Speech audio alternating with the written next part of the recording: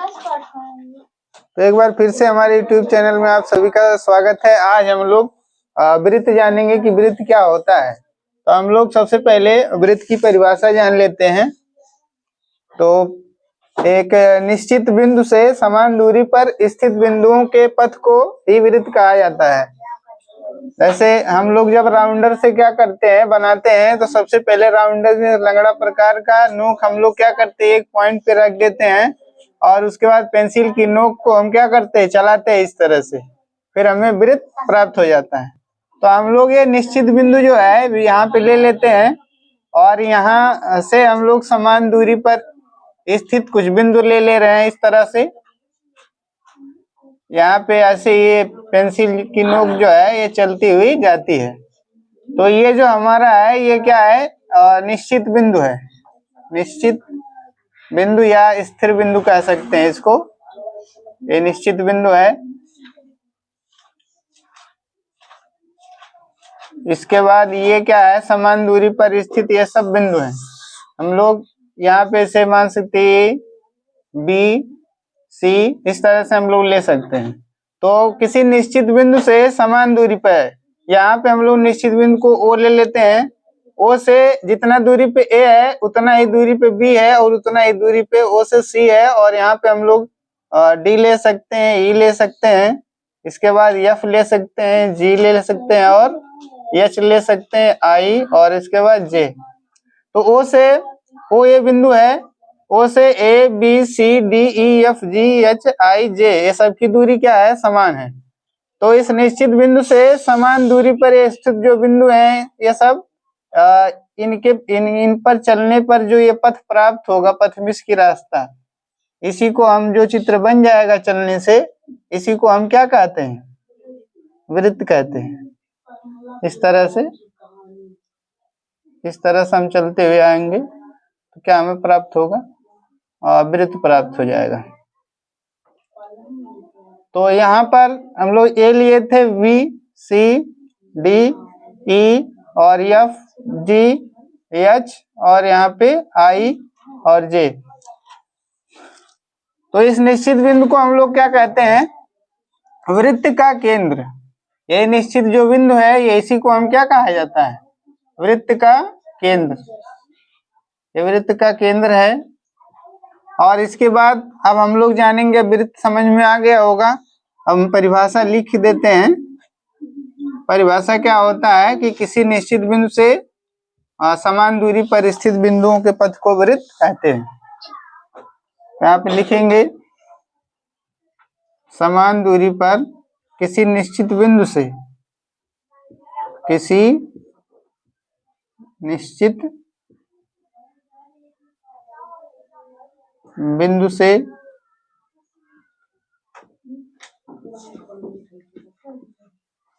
समान दूरी पर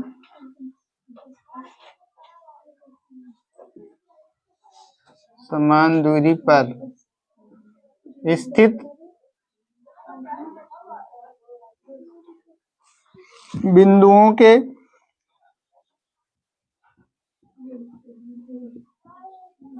बिंदुओं के पथ को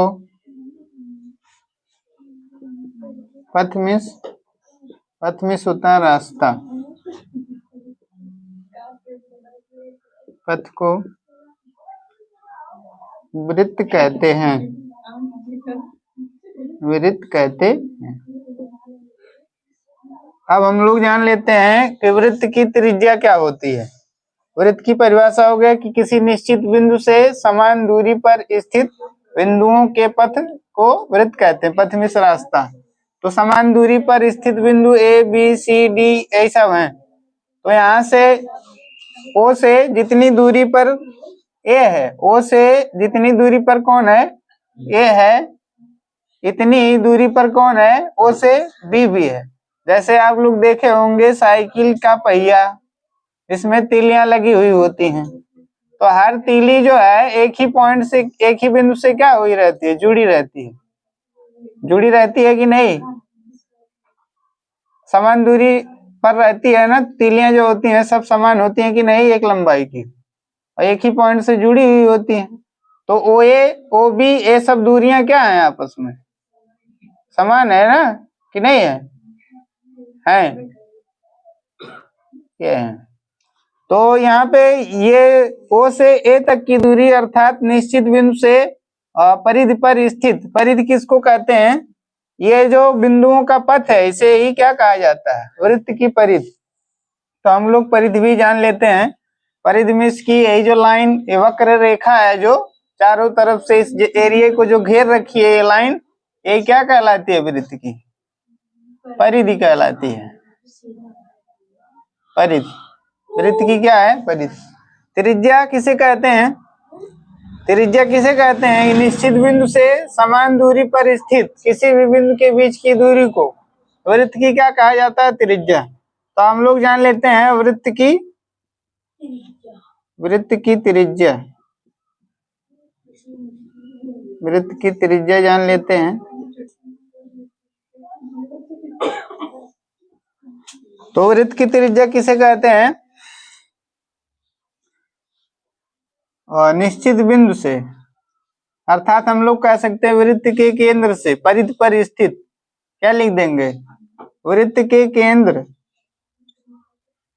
वृत्त के केंद्र से परिधि पर स्थित, परिधि पर स्थित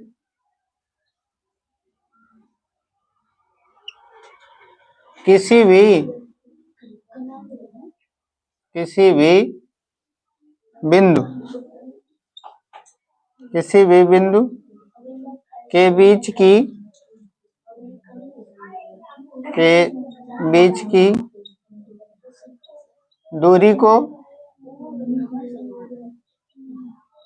वृत्त की त्रिज्या कहते हैं।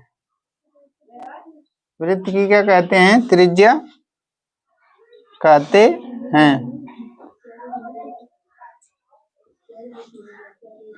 और इसे R से प्रदर्शित किया जाता है या दर्शाया जाता है, प्रदर्शित किया जाता है।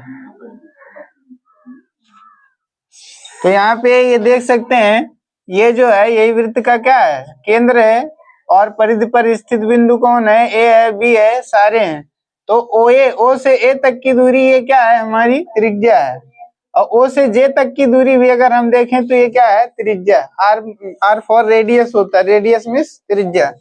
और ओ से आई तक की दूरी भी क्या है? त्रिज्या है। ये सारी जो साइकिल की तीलियों की जैसे ये जो दिख रहे हैं डंडे, ये सब क्या है? ये सब त्रिज्याएं हैं। किसकी त्रिज्याएं हैं? वृत्त की त्रिज्याएं हैं। अब हम लोग जानेंगे कि वृत्त का व्यास क्या होता है। वृत्त का व्यास किसे कहते हैं? वृत्त की त्रिज्या समझ में आए होगी। ए ओ बी ये सब क्या है? त्रिज्याएं हैं। तो आर मीन्स यानी त्रिज्या मीन्स हम क्या कह सकते हैं? ओ ए, ओ बी और ओ सी है, ओ से सी तक की दूरी, ये सब क्या है? त्रिज्याएं है ना। ओ डी, इस तरह से बहुत सारी त्रिज्याएं एक वृत्त में हम लोग क्या कर सकते हैं? खींच सकते हैं, बना सकते हैं। तो ये आर मीन्स क्या है? रेडियस है। त्रिज्या, त्रिज्या मीन्स क्या है? ओ ए, ओ बी, ओ सी, ओ डी। यहाँ पे जो ये चित्र में ये डंडे हैं ये सब क्या है? वृत्त की त्रिज्याएं हैं। अब हम लोग जान लेते हैं कि वृत्त का व्यास किसे कहते हैं। वृत्त का व्यास जान लेते हैं, ये समझ में आया होगा। तो हम लोग अब जानते हैं वृत्त का व्यास।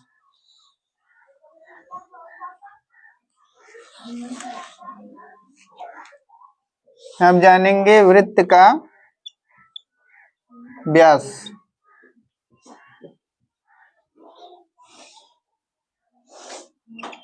तो वृत्त को दो समान भागों में विभाजित करने वाली रेखाखंड को, रेखाखंड मीन्स डंडा, जो वृत्त को दो समान बराबर भागों में बांट दे, ऐसे डंडे को ही क्या कहते हैं? वृत्त का व्यास कहते हैं। जैसे यहाँ पे देख सकते हैं आप लोग, ये जो ईजे है, ये ओई और ओजे, ये दोनों लाइनें एकदम सीधाई में है। अगर यहीं से हम क्या करते हैं, ऐसे ये लाइन यहीं से काटते हैं अगर वृत्त को, तो वृत्त दो बराबर भागों में क्या होगा? बढ़ जाएगा। बढ़ जाएगा कि नहीं?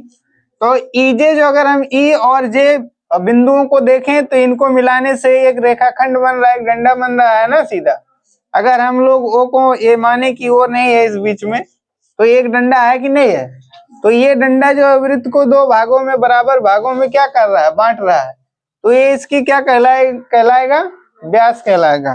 तो हम लोग यहाँ पे लिखेंगे कि वृत्त को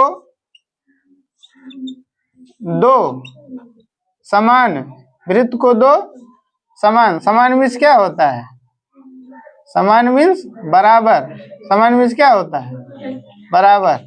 वृत्त को दो बराबर या समान भागों में, भागों माने हिस्सों में, भाग मीन्स क्या होता है, हिस्सा या टुकड़ा।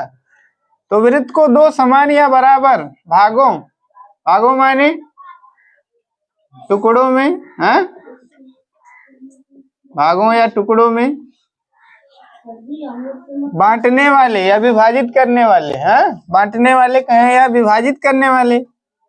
विभाजित, विभाजित माने क्या होता है, बांटने, विभाजित माने बांटने वाले रेखाखंड को, किसको, रेखाखंड। रेखाखंड मीन्स क्या होता है, डंडा। रेखाखंड मीन्स क्या होता है, डंडा समझिए। तो वाले रेखाखंड को देखो, वृत्त को दो समान या बराबर भागों में, यहाँ पे क्या होना चाहिए, में विभाजित, विभाजित माने बांटने वाले रेखाखंड को क्या कहते हैं, वृत्त का, वृत्त का व्यास कहते हैं।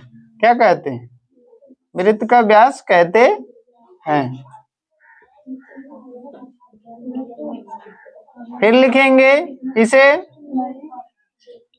इसे डी से प्रदर्शित करते हैं। इसे किससे लिखा जाता है, इसे डी से प्रदर्शित किया जाता है, प्रदर्शित किया जाता है।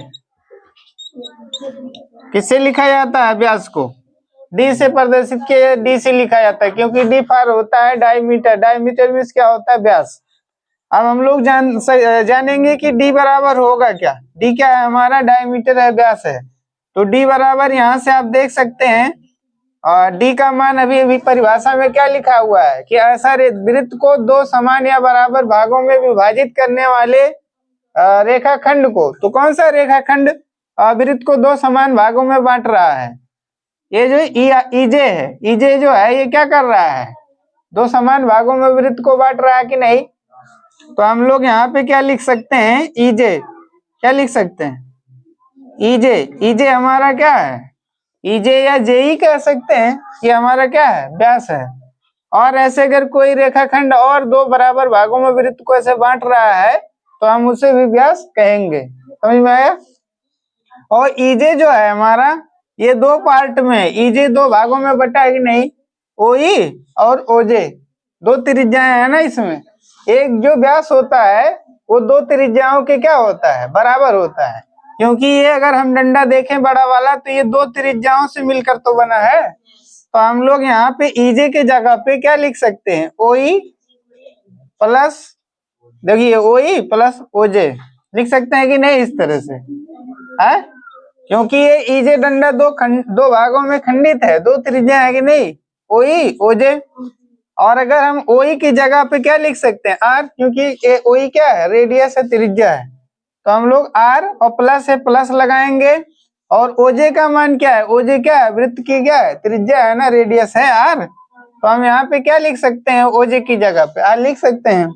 तो आर प्लस आर कितना आर हो जाएगा, ये कितना आर है, एक आर तो दिख रहा है और ये भी एक आर दिख रहा है। तो एक आर कितना आर, दो आर हो जाएगा। कैसे, एक एक्स दो एक्स हो जाएगा। किसी भी अंग्रेजी के अक्षर के पहले क्या छिपा रहता है, एक, एक छिपा रहता है। गिनती अगर बात करें तो एक, हर एक अंग्रेजी के अक्षर का गुणांक क्या होता है, एक होता है, गुणे में एक छिपा रहता है। जैसे हम कहें ये क्या है तो कहेंगे कलम है, कितनी कलम है, एक कलम है, तो इसके आगे लिखा नहीं रहा है एक, ये लिखा है। ऐसे ही यहाँ पे आर है तो कितना आर है, एक आर है, लेकिन एक लिखा नहीं था। तो समझने के लिए हम लोग आगे क्या कर सकते हैं, लिख सकते हैं। तो एक आर कितना आर हो जाएगा, 2r या 2r। तो जो वृत्त का व्यास होता है वो त्रिज्या का 2 गुना होता है। इससे क्या पता चला? वृत्त का जो व्यास है डायमीटर, ये त्रिज्या का कई गुना है? हाँ, 2 गुना है। ये जो d है ये क्या है? व्यास है ना। तो व्यास बराबर 2r होता है। यहाँ से आप सूत्र समझ गए होंगे। तो इसी तरह से अब हम लोग आगे जानेंगे। क्या जानेंगे? वृत्त की जीवा जानेंगे। क्या जानेंगे? जीवा। जीवा जान लेते हैं क्या है।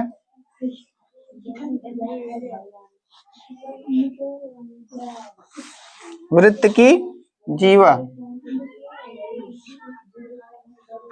वृत्त की जीवा जानते हैं। वृत्त की जीवा क्या है?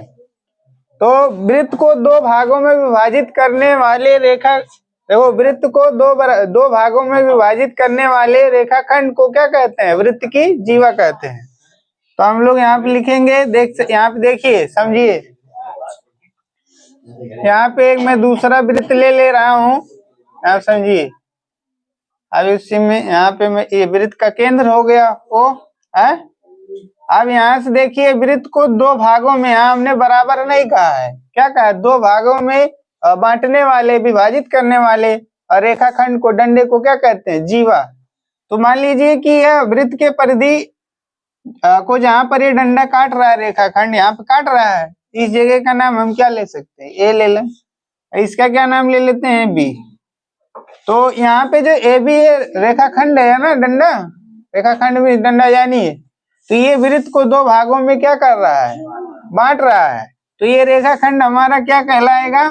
जीवा कहलाएगा। क्या कहलाएगा? हाँ, जो रेखाखंड, जो डंडा वृत्त को 2 भागों में काट दे, बांट दे, उसी को क्या कहते हैं? जीवा कहते हैं। तो यहाँ पे हम लोग लिखेंगे, क्या लिखेंगे? वृत्त को 2 भागों में, देखो यहाँ पे समान या बराबर नहीं लिखे हैं, क्या लिखे हैं? वृत्त को 2 भागों में बांटने वाले, क्या लिखेंगे? बांटने वाले रेखाखंड को, इसको रेखाखंड को, रेखाखंड को वृत्त की जीवा कहते हैं। वृत्त की जीवा कहते हैं। तो यहाँ पे चित्र में जो ये भी है, ये क्या है? वृत्त की जीवा है। ऐसे ही हम लोग एक वृत्त में बहुत सारी जीवाएं क्या की जा सकती हैं। जैसे एक वृत्त में बहुत सारी त्रिज्याएं बनाई जा सकती हैं, बहुत सारे व्यास भी तो बनाए जा सकते हैं। ऐसे ही एक वृत्त में बहुत सारी क्या खींची जा सकती हैं? जीवाएं। अगर हम लोग यहाँ पे एक और ऐसे खींच दें तो ये भी क्या है? ये भी जीवा है। यहाँ पे हम लोग सीडी ले सकते हैं, तो सीडी भी जीवा है कि नहीं है? और अगर हम लोग यहाँ से सेंटर से भी ले जाते हैं और यहाँ पे हम लोग सीडी के बाद ईएफ ले लेते हैं, क्या ले लें? ये भी क्या है? ईएफ जो लाइन है ये भी जीवा है और व्यास भी है, दोनों चीज है। जो व्यास होता है वो जीवा भी होता है, लेकिन जीवा, हर जीवा व्यास हो जाए ऐसा नहीं होता है। खाली कौन सी जीवा ये व्यास हो सकती है? जो सेंटर से होकर जाए, जो बीचों बीच से होकर जाए, जो रेखाखंड वृत्त को 2 भागों में काट दे, तो निश्चित ही वो 2 बराबर भागों में काटेगा। तो ये दोनों चीज है। ये डंडा क्या है? जीवा भी है और क्या है? व्यास भी है। जीवा भी है और, जबकि ये वाले डंडे जो हैं ये केवल क्या है? हाँ, व्यास क्यों नहीं है? क्योंकि 2 समान भागों में ये डंडे वृत्त को नहीं बांट रहे हैं। जो ये टुकड़ा हो रहा है, यहाँ से अगर हम ए बी को देखें तो ऊपर वाला बड़ा टुकड़ा है कि नहीं है? वृत्त का जो खंड हुआ, टुकड़ा हुआ, ये बड़ा है और ये वाला छोटा हुआ। तो जब बराबर नहीं बांट पाया, इसीलिए ये डंडा क्या कहलाएगा? जीवा। और ये वाला भी क्या कहलाएगा? सीडी। ये भी जीवा, क्योंकि ये भी वृत्त को 2 बराबर भागों में नहीं बांट रहा है। और जबकि जो ईएफ है ये वृत्त को 2 भागों में बांट रहा है। और कैसे भागों में बांट रहा है? बराबर। तो ये 2 भागों में बांट रहा है, इसलिए जीवा कहलाएगा। और 2 बराबर भागों में भी क्या कर रहा है? बांट रहा है, इसलिए क्या कहलाएगा? व्यास। तो वृत्त की जो सबसे बड़ी जीवा होती है वो वृत्त का व्यास होती है। वृत्त के व्यास को ही वृत्त की सबसे बड़ी जीवा कहा जाता है। वृत्त में अगर हम सबसे बड़ी जीवा कौन सी होती है, तो वृत्त का व्यास ही सबसे बड़ा क्या होता है, वृत्त का जीवा। उससे बड़ा कोई भी जीवा खींचा नहीं जा सकता है। तो यहाँ पे हम लोग क्या लिखेंगे, वृत्त की जीवाएं, जीवाएं लिखेंगे, कई सारी है ना। तो ए बी भी है, और क्या है, और सी डी है, और कौन है, ई एफ है। ये सब वृत्त की क्या है, जीवाएं हैं। और यहाँ पे लिखेंगे हम लोग, नोट में याद रखेंगे, वृत्त का व्यास, वृत्त का व्यास ही वृत्त की सबसे बड़ी, सबसे बड़ी जीवा होती है, वृत्त का सबसे बड़ा वृत्त का व्यास ही वृत्त की सबसे बड़ी जीवा होती है। न समझ में आया?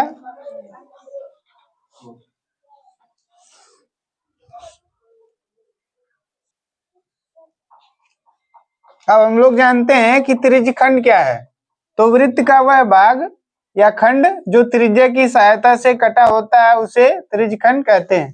तो यहाँ पे देख सकते हैं ओ ए ओ बी, ये वृत्त की क्या है, ये त्रिज्याएं हैं, और इनकी सहायता से ये वृत्त का जो ये छोटा वाला खंड है, टुकड़ा है, हिस्सा है, ये कटा हुआ है त्रिज्या की सहायता से, इसलिए ये भाग क्या कहलाएगा, त्रिज्यखंड कहलाएगा।